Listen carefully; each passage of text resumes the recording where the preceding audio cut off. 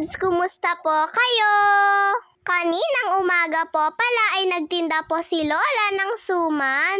At bumili din po pala kami ni Mama. Eto nga't binabayaran ko na po.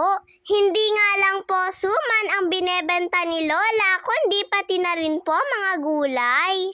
At sa kanya po pala kami bumibili ng mga talbos. Napakamasayahin nga po ni Lola, mga kalabs. Kapag po kasi nagbebenta siya ay lagi po siyang nakangiti at tumatawa. Kaya madalas ay lagi pong ubos yung paninda niya.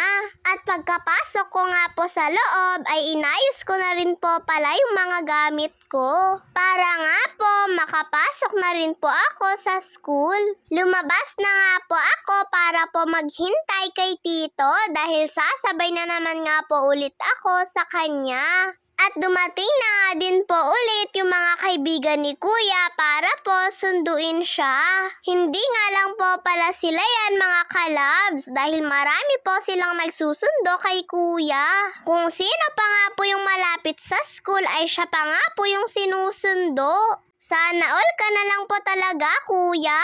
At ayan, pasakay na rin po pala ako sa motor ni Tito dahil aalis na rin po kami. At kaninang hapon ay nagluto po pala si Mama ng paksiw na pata. Wala na daw po kasi siyang maisip na maluto, kundi eto na lang. Bago po pala ito ginawa ni Mama ay parang pinrito niya nga lang po muna ito sa mantika. At nung medyo okay na nga po yung kabila ay tsaka niya naman po binaligtad. Tapos nagbudbud po siya dito ng asin.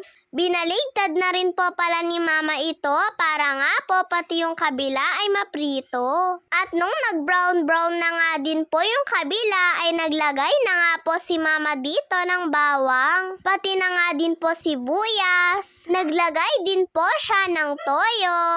Tapos paminta. Dahon ng laurel, dagdag bango din po kasi ito, mga kalabs. At naglagay na rin po pala siya ng asukal. Tapos naglagay na nga din po pala si Mama ng tubig.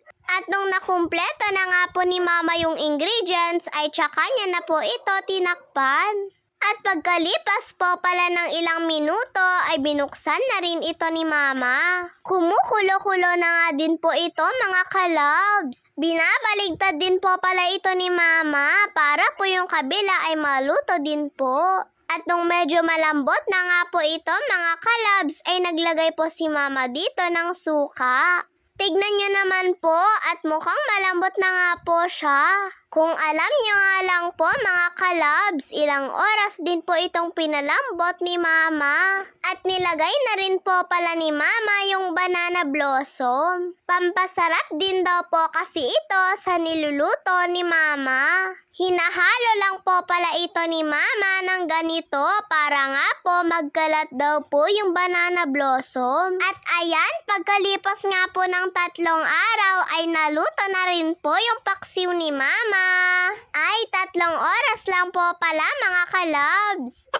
Pero mahinang apoy nga lang po yung pinagkaluto ni Mama dito. At dahil luto na nga po ito, mga kalabs, ay naghanda na rin si Mama para po makakain na kami.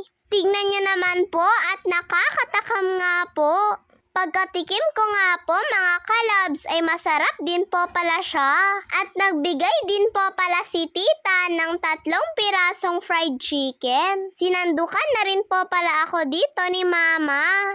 At binigay niya nga po sa akin yung may laman-laman. Yung iba po kasi ay madaming taba. Ayaw ko naman po ng taba, mga kalabs. At eto na rin po pala yung pagkain ko. At pagkahiwa ko nga po dito, mga kalabs, malambot na po talaga siya. Tignan nyo naman po yung pagkalambot. Mabilis na nga lang po siyang hiwa-hiwain at naghihiwalay na nga din po yung laman sa buto. O tara, mga kalabs, mangantay yun. Unang subo pa nga lang po, mga kalabs, ay masarap na po talaga siya. At pagkatapos ko nga pong kumain ay kinain ko na rin po itong panghimagas na pakwan na binigay ni tita. Grabe, at ngayon nga lang po ulit ako nakakain ng pakwan.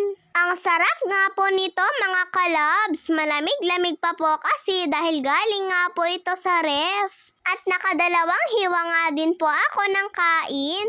Shout out po pala kay Ate Alia Romero Katian, Jo Pasobilio, Michelle Mendoza Giyaw, Angelo Bondok, Richard Sumpay, Marian Silio Onipa, Carl Gonzalez Rosendal. Yun lang po mga kalabs. Maraming salamat po sa panonood ninyo. Mag-iingat po kayo palagi. God bless to all. Bye-bye po.